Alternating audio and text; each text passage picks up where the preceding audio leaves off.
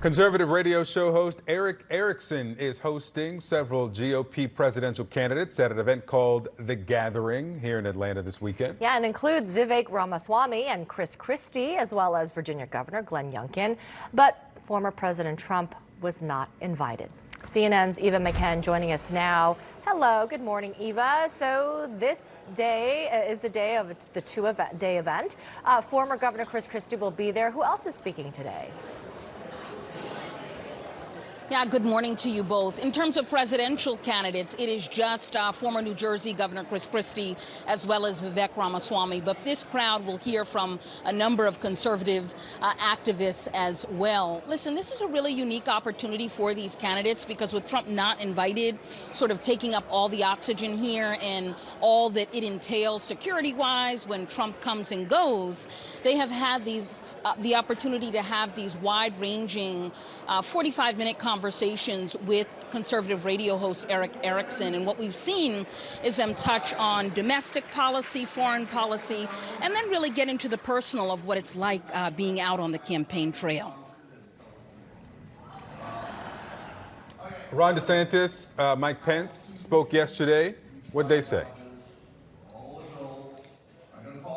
Yeah, they both spoke yesterday, and for the most part, it was your standard fare of conservative issues.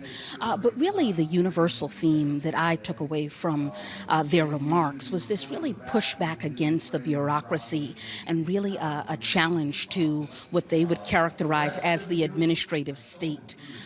Governor DeSantis only touched briefly on the former president, and I also had the opportunity to ask former Vice President Mike Pence about how he was going to prepare for next week's debate.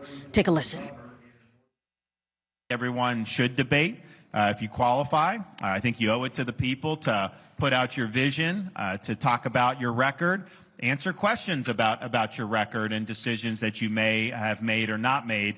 And if you're not willing to do that, then I think that people are not going to look kindly on that. When I reach that debate stage next week, we're going to be talking about the issues the American people are focused on. Is the former president's lead right now just insurmountable? What can you do to catch up at this point? Well, just watch and learn. So watch and learn, the former vice president tells me. I'm doing my best campaign whisper right now because things are just getting underway here. Christie going to take the stage shortly. Victor, Amara. Eva McKen for us there. Thank you so much. Joining me now to discuss, Maria Cardona, CNN political commentator and Democratic strategist, and Alice Stewart, CNN political commentator and, yes, Republican strategist. Welcome to both of you.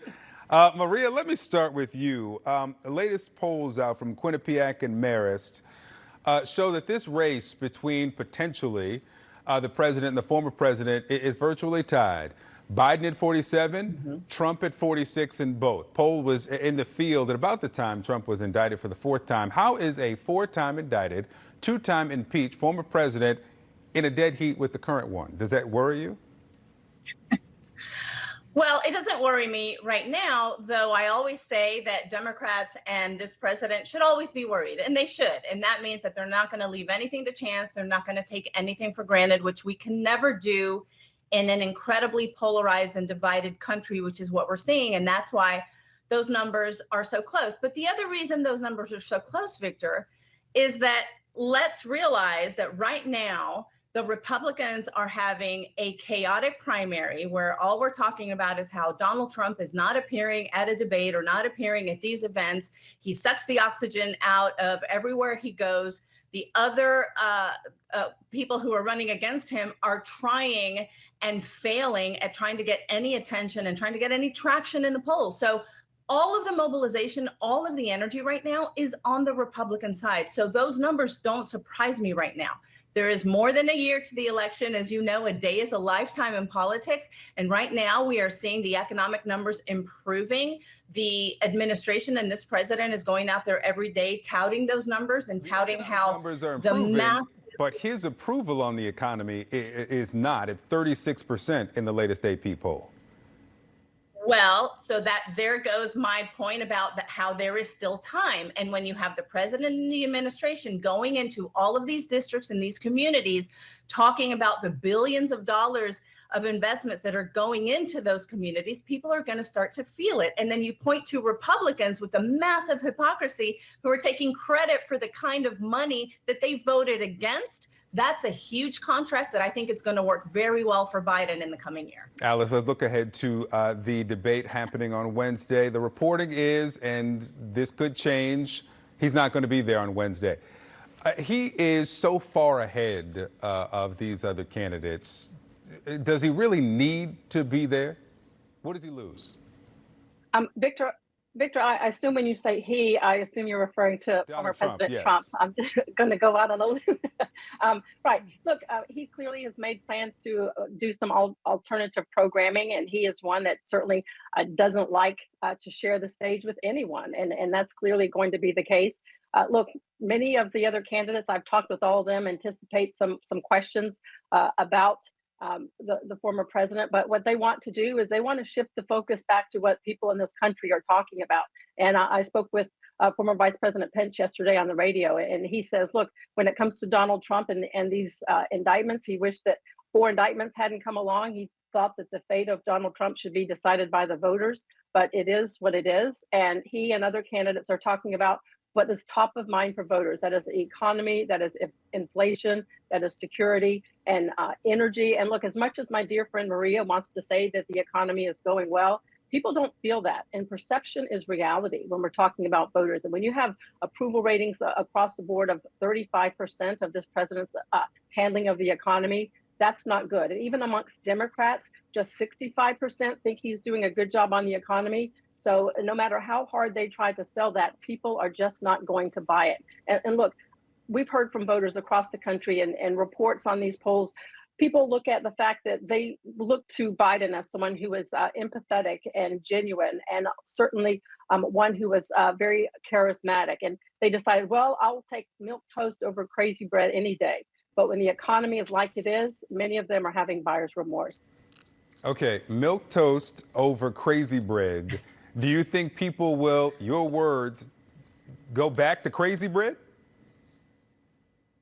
Well, right now, he's doing pretty good in the polls, and he's doing well for the Republican nomination. But we've got a long way to go before the first Iowa caucus, and a lot can happen. And I'm not talking just with these 4 indictments that this president has before him. We have some good quality candidates out there, strong candidates. And hearing from people out there on the trail, they're lighting up rooms. They are connecting with voters. And this goes from Ron DeSantis, Mike Pence, Tim Scott, Vivek Ramaswamy, Nikki Haley, down the list, Chris Christie.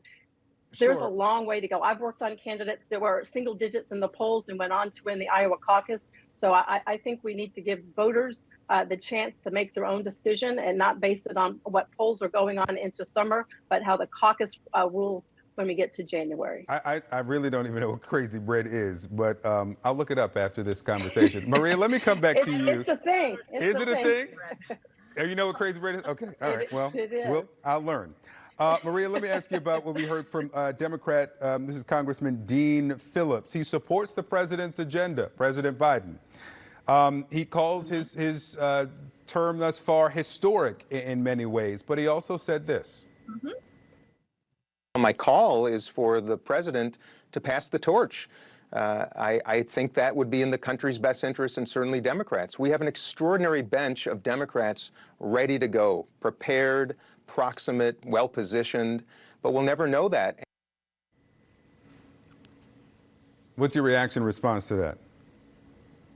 I think he's very alone in this. And I don't think that that is the sentiment of a lot of the Democrats. Even so, Victor, those polls that you talk about where it says the majority of Democrats don't want Joe Biden to run, those are trash polls to me because they are completely in a vacuum. They're not focused on anything in reality.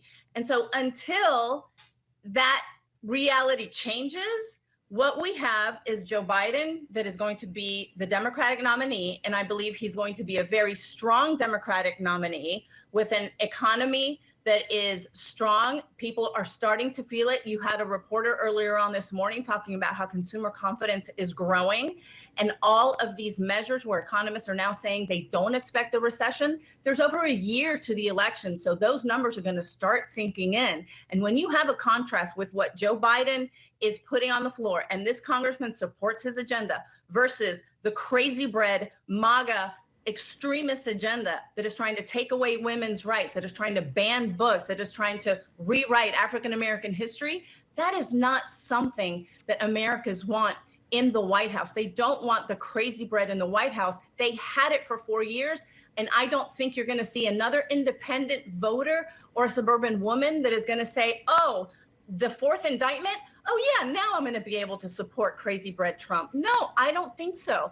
The president is not adding, frankly, no other Republican is adding support right now among the voters that they need it.